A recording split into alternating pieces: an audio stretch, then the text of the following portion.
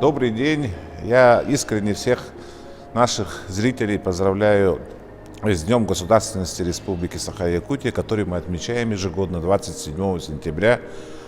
Эта дата берет свое начало с 1990 года, когда, как мы все знаем, Республика Саха-Якутия, а тогда еще Якутская АСР, объявила декларацию о государственном суверенитете Якутской Саха-ССР. Тогда у нас, вы помните, была Якутская автономная Советская Социалистическая Республика, которая была основана в 1922 году. И с 90-го года сначала у нас в названии появилась Якутская Саха-ССР, а впоследствии вы знаете, что мы стали Республикой Саха-Якутия. Что это нам дало? Вы знаете, что это был период таких вот сильнейших потрясений как в политике, так и экономике на всем пространстве Советского Союза. Многие национальные республики объявляли свои суверенитеты, союзные республики объявляли свою независимость от союзного государства, автономные республики в составе и как РСФСР, так и других союзных республик тоже объявляли свои суверенитеты. Другим словом, часто историки называют, политики называют парадом суверенитета. Наша республика, мы считаем, что подошла к этому достаточно подготовленными. Мы изначально говорили о том, что никакого отсоединения от состава Российской Федерации этого не допускаем. Мы видели всегда, и тогда, и сейчас, и в перспективе, надеюсь, все мы будем видеть, что наше будущее поколение, что мы будем только в составе Великой России. И тогда политики во главе с Михаилом Ефимовичем Николаевым это подчеркивали не раз. И мы строили свою государственность только в составе российского государства. С тех времен, сейчас некоторые молодые люди, не только молодые люди, многие граждане нашей России, которые проживают у нас в республике, путают 27 апреля и 27 сентября. Я хотел бы тут уточнить, что 27 сентября считается Днем государственности, а 27 апреля, когда родилась наша республика, Днем Республики Саха-Якутия. Почему мы объявили декларацию о государственном суверенитете? Об этом не раз сказано, написано, многие свидетели до сих пор, современники тех времен рассказывают нам, многим, ныне живущим людям, молодым политикам, нашим гражданам. Прежде всего потому, что Якутская АСР тогда считалась валютной кладовой Советского Союза, но тем не менее руководители республики тогда считали, что они руководят только банно-прачечным трестом. Мы руководили своим сельским хозяйством, бытовым обслуживанием, промышленными разными мебельными фабриками и так далее. А что касается крупных промышленных предприятий, таких как Якут-Алмаз, Якут-Уголь, Якут-Золото и так далее, республика не имела никакого участия, мы не могли там участвовать, только по партийной линии. Наши руководители могли там влиять каким-то образом. Что сегодня мы имеем, если говорить после того, что объявили декларацию о государственном суверенитете? Во-первых, это была декларация. Мы тогда задекларировали те основные цели и принципы, с чего мы хотим и чего мы достигаем. Впоследствии это было закреплено во многих правовых документах, таких как Конституция, которая была принята в 1992 году, когда мы подписывали федеративный договор с субъектами Российской Федерации, с федеральным центром 31 марта в 1992 году, когда мы принимали те республиканские основные конституционные законы, республиканские законы, которые закрепляли те принципы, которые были заложены в декларации и в Конституции, принятой в 1992 году. И, конечно же, я хотел бы упомянуть здесь два важнейших документа. Это договор о разграничении государственной собственности на территории Республики Саха-Якутия, который подписывала республика с федеральным центром, и договор о разграничении предметов ведения и полномочий и 15 соглашений, которые мы подписали в 1995 году. Под документом о разграничении государственной собственности мы подразумеваем прежде всего те предприятия, которые находились на территории республики, они были все в государственной собственности, но благодаря этому документу они оказались в собственности Республики Саха-Якутия. Тут важнейшие вот такие вот промышленные предприятия, как Якутуголь, в свое время Якутскэнерго, авиационные предприятия наши золотодобывающие предприятия, да все, что находилось на территории республики, это стало государственной собственностью Республики Саха-Якутия. Но самым большим лакомым кусочком тогда и сейчас считается алмазная промышленность. Тогда вы знаете, что существовало предприятие НИИ «Якуталмаз». Это было союзное предприятие, союзного подчинения. Но тогда, когда как союз в 1991 году распался, оно стало российским предприятием, и стал вопрос о судьбе этого предприятия. И тогда наш первый президент Михаил Ефимович Николаев поставил вопрос о том, что нужно создавать акционерное общество закрытого типа. И нам нужно будет, конечно же, федеральный центр это предприятие нам не хотело давать, но руководство республики ставило вопрос о том, что республика обязательно должна участвовать в управлении этим предприятием и обладать частью ее собственности. Собственности республика должна обладать некоторой ее частью. И мы поставили вопрос о том, чтобы 32% это отошло к федеральному центру, 32% было в ведении Республики Саха-Якутия, 10% было в ведении так называемого фонда «Гарант», это бывших военнослужащих Российской армии, Советского Союза, и 8% мы предлагали о том, чтобы каждый было в собственности улусов алмазной провинции.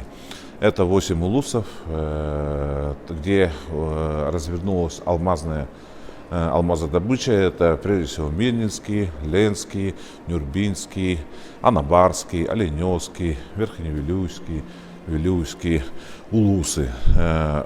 Вот в этих улусах каждому по 1%, и таким образом сформировался пакет акций, а все, что осталось от 100%, это отходило к собственности трудовому коллективу. Таким образом, тогда была заложена база того, что Республика Саха-Якутия однозначно участвовала в управлении алмазодобывающим предприятием, крупнейшим алмазодобывающим предприятием мира, таким как Алроса. На базе Якуталмаза потом было создано закрытое акционерное общество Алмаза России Саха, сокращенно сейчас называется оно Алроса. Этот паритет сохраняется до сих пор. Вы знаете, что мы свои доли с федеральным центром сократили, но тем не менее сейчас Республика Саха-Якутия обладает 25% плюс одна акция в его собственности находится, хотя мы 7% в свое время приватизировали. И федеральный центр также сохраняет свою долю. И благодаря тому, что еще улусы у нас имеет по 1%, это предприятие у нас до сих пор считается в основном государственным. И это предприятие до сих пор бюджет Республики Саха-Якутия является основным налогоплательщиком в государственный бюджет Республики Саха-Якутия. Многие сейчас граждане нашей республики, они говорят такое, что от нашего суверенитета, который был в 90-м году, ничего не осталось. Мы все, что можно было, потеряли, но это не так. Та же акционерная компания Алроса, которая благодаря этому суверенитету в 90-м году мы приняли в акционировании участие, самое главное, и мы получили свою долю в этом акционерном обществе, как Республика Саха-Якутия. Мы ее до сих пор сохраняем, и она является основным налогоплательщиком в наш государственный бюджет Республики Саха-Якутия.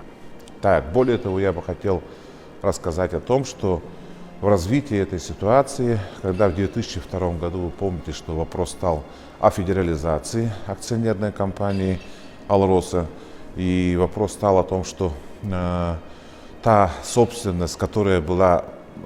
Я еще вот вдобавок хотел бы сказать, в 1992 году, когда вот этот документ был подписан, вся база, основная база предприятия Якуталмаз перешла в государственную собственность Республики Саха-Якутия. Вы представляете, да?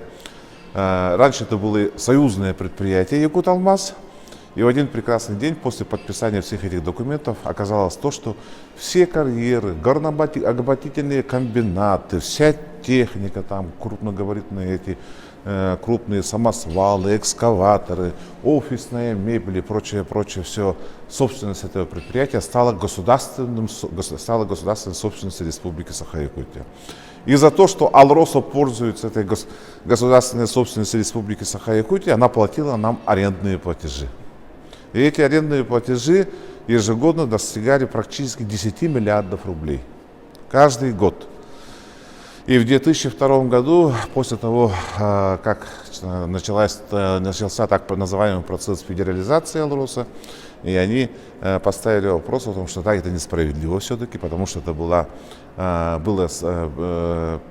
предприятие это было создано трудом миллионов советских граждан. Это была союзная собственность, и не может это предприятие отойти полностью к Республике Саха-Якутия. Давайте мы все, что было у этого предприятия, вернем к ней обратно в собственность. Тогда республика ставит вопрос о том, что тогда мы теряем свои доходы в размере 10 миллиардов рублей, а тогда бюджет Республики Саха-Якутия был где-то на уровне 60-70 миллиардов рублей. И вот второй президент нашей республики, Вячеслав Анатольевич Туров, очень, так сказать, настойчиво ставил вопрос перед федеральным центром, чтобы выпадающие доходы были восстановлены. Каким образом это нужно было восстанавливать? И мы добились того, что, прежде всего, Вячеслав Анатольевич Туров со своей командой добились того, чтобы в налоговый кодекс Российской Федерации были внесены изменения, фундаментальные изменения. Это в части налога на добычу полезных ископаемых. Основной налог это НДПИ. Налог на добычу полезных ископаемых, он всегда считается федеральным налогом. Он делится на несколько видов. Налог на добычу полезных ископаемых по углеводородам, по драгоценным камням, по драгоценным металлам и так далее, и так далее. Вот, допустим, по углеводородам это нефть и газ. Все предприятия, которые добывают на территории России нефть и газ, НДПИ платят в федеральный бюджет. 100%. До 2012 года 95% платили, 5% оставалось субъектом Российской Федерации, а сейчас полностью, начиная с 2012 года, 100% платят в федеральный бюджет, а субъектам ни одной копейки, как говорится. А вот что касается драгоценных камней, к которым относятся наши алмазы, вот именно команда второго президента добилась таким образом, чтобы в налоговом кодексе Российской Федерации появилась статья, она работает до сих пор, НДПИ по драгоценным камням 100% платится бюджетом субъектов Российской Федерации. А алмазодобычей у нас занимается только два субъекта, это Якутия и чуть-чуть там, совсем мизер, это Архангельская область. Таким образом, Алроса практически все виды налогов платит республиканский бюджет. Там в размере, по итогам, вот, допустим, 2018 года мы считали, там где-то порядка 4 миллиардов рублей по НДС они платят только федеральный бюджет и по дивидендам федеральный бюджет. Все остальное оплачивается республиканский бюджет.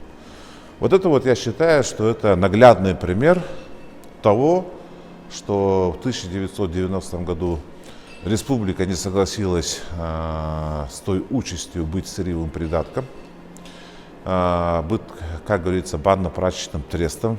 И мы реально хотели участвовать в управлении своей промышленностью и конкретно ставили сначала перед союзным руководством, а потом перед российским руководством, что мы имеем право на своей территории участвовать в управлении нашими промышленными предприятиями, которые ведут здесь добычу полезных ископаемых. И вот это вот мы поставили, планомерно руководство республики это проставило, ставило, и вот до сих пор мы знаем, что это начиная с первого президента он основал, с его участием была основана компания Алроса. Второй президент республики этим руководил, этим предприятием. Более того, он, когда началась федерализация этой компании, будучи президентом Республики Саха-Якутия, сделал такие фундаментальные изменения в федеральном законодательстве, которые работают до сих пор для всех якутян живущих, для всех якутян и для нашего государственного бюджета. Третий наш президент и глава республики Егор Афанасьевич Борисов в свое время не допустил дальнейшей приватизации акционерной компании «Алроса», потому что вы знаете, что был подписан документ, согласно которому акционерная компания «Алроса» должна была быть приватизирована. Он, будучи главой республики Саха-Якутия, добился уже отмены подписанного постановления правительства Российской Федерации о том, чтобы эта компания осталась в государственной собственности. Вы знаете, что этот документ был подписан в 2012 году о том, что «Алроса» должна была быть приватизирована. А ныне работающий глава Республики Саха-Якутия Арсений Сергеевич Николаев, как вы знаете, он несколько раз говорил о том, что «Алроса» это для нас самая основная компания, которая приносит доход в государственный бюджет, и ее приватизация, пересмотр пакета акций недопустим. И оно защищается с помощью закона Республики Саха-Якутия, который был принят еще в начале 2000-х годов Государственным собранием ЛТМН Республики Саха-Якутия. Это вот пример экономической так называемой модели нашего государственного суверенитета Республики Саха-Якутия. Ну и второе, это, конечно же, я бы остановился на том, что у нас 31 марта 1992 году был подписан федеративный договор. Что такое федерация? Все мы знаем, федерация это когда центр делится с властью со своими территориями. Бывает две модели государства. Это унитарное государство и федеративное государство. Унитарное государство, когда оно все руководится из одного центра. А федеративное государство, когда федеральный центр, оно делится своей властью со своими территориями и делегирует некоторые полномочия и предметы ведения своим территориям. Так вот, 31 марта 1992 году был подписан федеративный договор. Республика Саха-Якутия его подписала. А такие субъекты, как, допустим, Чеченская республика, в свое время его не подписали. Татарстан и Башкирия, они тоже воздержались от этого, подписания от этого федеративного договора. А Республика Саха-Якутия во главе других национальных республик, она подписала этот договор. После этого основные принципы этого федеративного договора были закреплены в Конституции Российской Федерации, которая была принята всенародным голосованием в 1993 году. Почему я об этом говорю? Там у нас есть статья 71, 72 и 73. Что говорится в 71 статье? В 71 статье перечисляются те предметы ведения, которые находятся исключительно у федерального центра. Это такие, как безопасность, оборона, внешняя политика, система, правоохранительная система и так далее, и так далее. Вот это вот то, что находится в ведении федерального центра.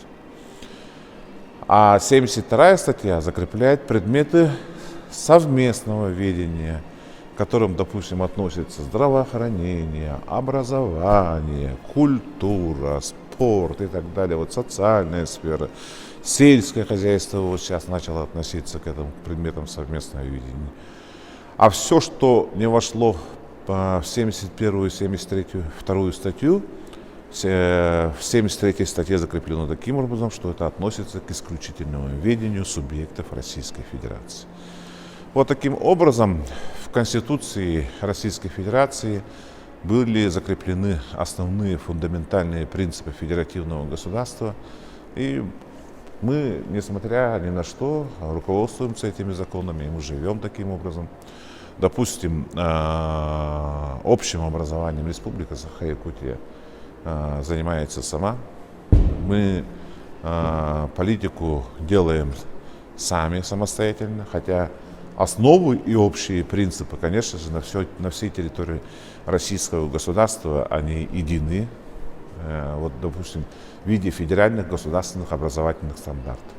А каким образом здесь это внедрять, каким это образом, чтобы это работало на всех территориях, это, допустим, Республики Саха-Якутия, это уже наша задача.